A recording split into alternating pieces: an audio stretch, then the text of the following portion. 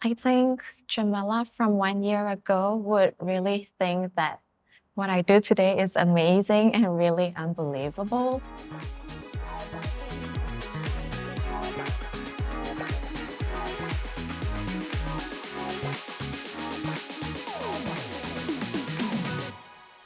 But 1 year ago during COVID, it has been really challenging. It was really hard to source for materials. We had to stay home most of the time. And, the past year, I have been dedicating a lot of time learning new skills, picking up new machines and testing new things. So what I did today, what I present today is the fruits of what I have been planting, and I'm so glad that everything is working out, and I tried my best and I'm really happy with my collection. Just to give you a brief introduction of my brand, at Belf Design, we aim to demonstrate how technology can be applied in the fashion industry, and we also do avant-garde designs because we love pushing boundaries.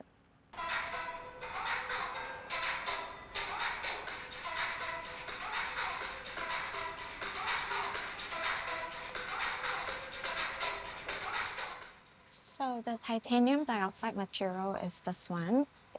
It can also be found in air purifiers. I was inspired by the astrolabe pointers. It has a lot of lines and sharp angles, and I really like that. Right, so the shoe heels are 3D printed. I was also referencing the structure on the astrolabe. A lot of the astrolabes have floral elements. For the third dress, I was playing with bioresin. Part of it has been printed with the resin. I have a sample here. So it looks like metal, but it's bioplastic. How do you achieve the color? It's spray painting Okay. from here. Yes. So that's the original color. Yeah, right. When I was presenting my collection, there were many things on my mind. There are little accidents along the way, and I hope the judges didn't notice that. I have anxiety disorder since I was a child. Whenever there is an examination or presentation, I would just freak out. But for today's presentation, it wasn't so bad because I know that the judges are all friendly and they are all trying to help. I'm not sure if the judges like my collection. They have a poker face today.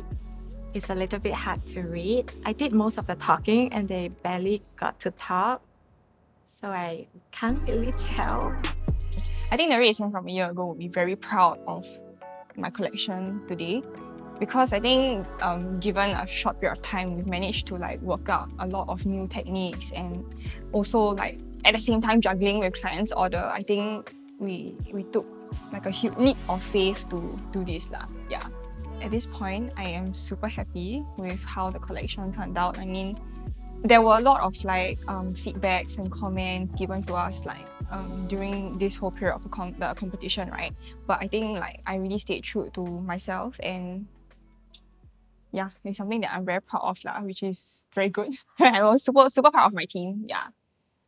Hi. Hi. Everyone. Hi, Kenny. Hello.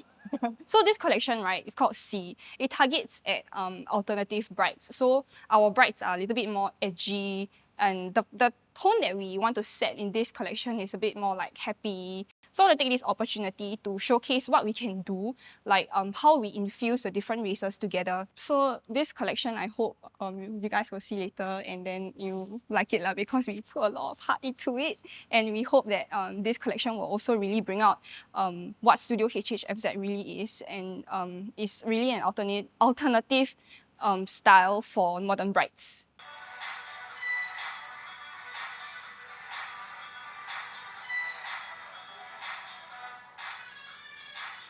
Okay, so maybe we can start off with this piece first.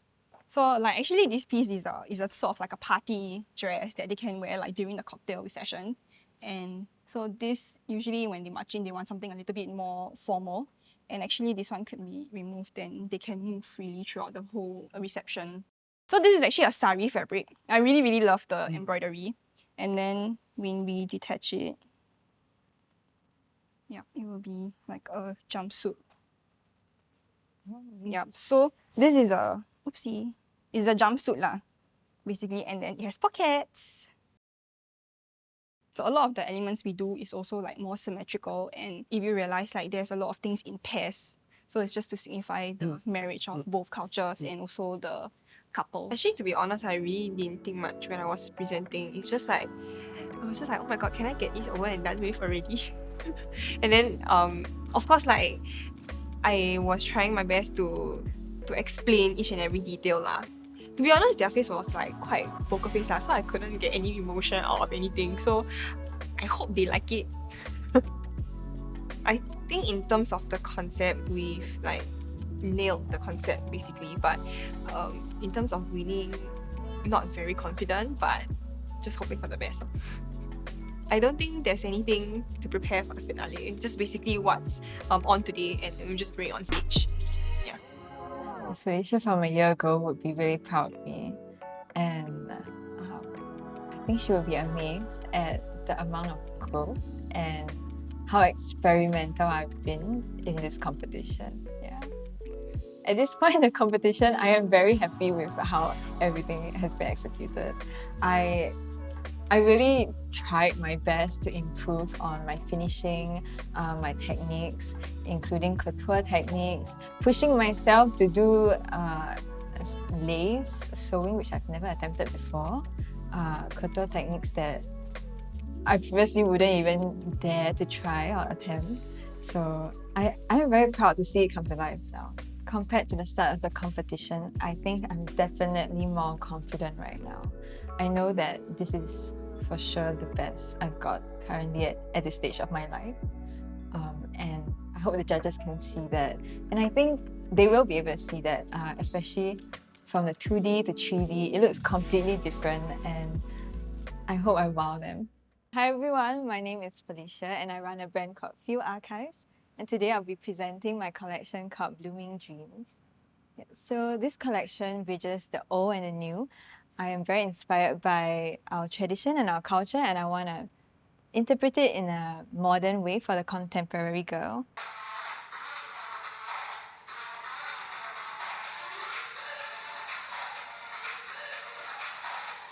So I really wanted to bring out the whole peony flower effect. So I used suede and I actually hand cut each and every petal, and I wanted to infuse different colors. Actually, initially I was playing with the idea of just print, but from the previous comments, I wanted to bring out more through 3D, and so I tried sewing lace. So happy you didn't use neoprene. Yeah, oh yeah, this is that This was the neoprene one, right? Yes, so I threw away the whole neoprene idea and I gave two, bigger and better, and I wanted to have that trickle down effect as well. This outfit, I would say, is slightly more towards the mature side among all. If you have more time, would you change any of these pieces, or how would you have done it differently? If I had more time, I think I would spend a bit more time on the lace applique, like play around with the, like what he said, the sizes of it, and maybe experiment a bit more with my motif. And honestly, I would dramatize everything much more. I tend to agree with you that the dramatizing bit is your strength. Honestly, I was just excited to show the judges what I had, that what I changed from my initial semi-finals design. I was excited. It was fun. The mood was fun and energetic. The models, they had a lot of fun wearing the clothes also, and I think that kind of feed off my energy. I think I hit the mark from my own expectations, but I'm not sure whether I'll win against such strong competition. Everyone else did so well, and I'm honestly amazed by everyone's work. A year ago, I don't think I would have imagined that I would have designed anything for the runway. I care so deeply about working with my community, and I always imagine them in the wardrobes of all the people that I love and care about.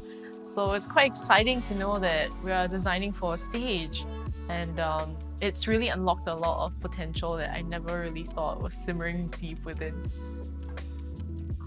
I think I have a very hard time saying yes. I don't think I've successfully shown myself as a designer because I'm always designing for other people. I never imagined myself to wear it or myself to actually don one of these clothes. And I think that's one of the best things about the way I design, is because I have to be able to adapt to every different consumer and every different kind of disability. Nice to see you guys again. I guess there's no need for introduction, except to the cameras.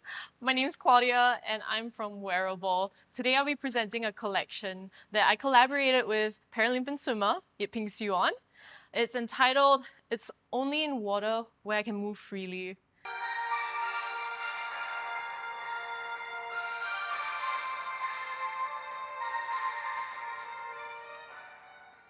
So this was actually inspired by prosthetics. I was wondering how we were going to fasten two halves together, and I looked at the placement of the straps for arm prosthetics, for arm slings, and how they actually held and supported the arm. And these are pants. Yeah, these are pants. So actually, all these trousers were from our previous collection in terms of shape, but I've recreated them in different fabrications. They all hold catheters. So catheters are urinary devices that people typically hold around, and it's attached to their bladder. I'm actually wearing them as well. So there are big pockets over here that can store the catheter. The tube runs up and then it goes in the zipper, so it conceals it totally. Yes. So that applies to this trousers as well as Look 6 and Olivia over there. Okay. So all of them have a embedded function and meaning. So it's not just driven by aesthetics, it's really just the balancing act between the two. So this is the only one that retained the magnetic fastener, primarily because the speed of dress is unparalleled compared to all the other garments. You can put this on in like 10 seconds. In comparison to, say, not being able to move your arms or operate a zipper. When I was presenting my collection, I was incredibly excited, nervous, but I think I merely felt a sense of comfort. I stopped overthinking it. I realized that this is something that I cared deeply about, and there was a reason for everything that I did. So it's like every time I looked at something, it would trigger my memory as to why I did it. So I led the conversation with intention. The finishes of the garments and the fit was not ideal because prior to this, I had cut the pieces to Ping Xiu's size. So it was, we didn't anticipate to be fitting it with Miss Singapore Universe models. But they all looked really amazing in them. We all did our best, yeah. I think my chances of winning in terms of how things work, how deeply I think into the design decisions I've made are very high. I know that is my strong suit. There's a very good reason why everything is the way it is, and why the way it works that way. It's driven by real purpose, and that's what puts me ahead of everyone else.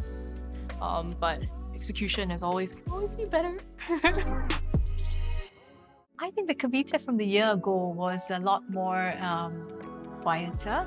She loved embroidery, but this time she's sort of pushing her boundaries, going into something a little more experimental with contemporary cuts and styles.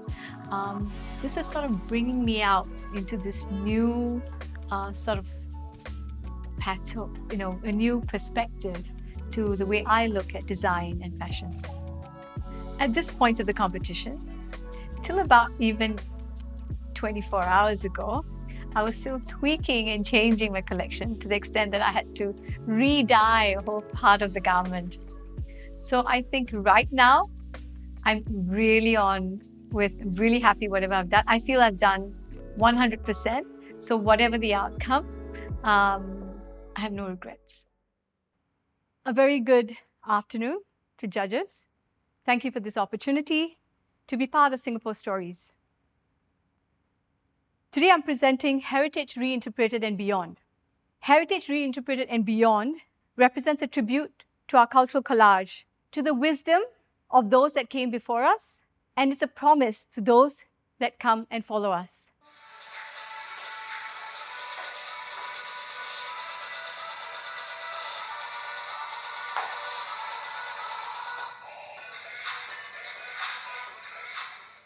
Singapore is so diversified in our, ethnicity, and I thought that was very important that we reflect it through the colors that we bring into the collection.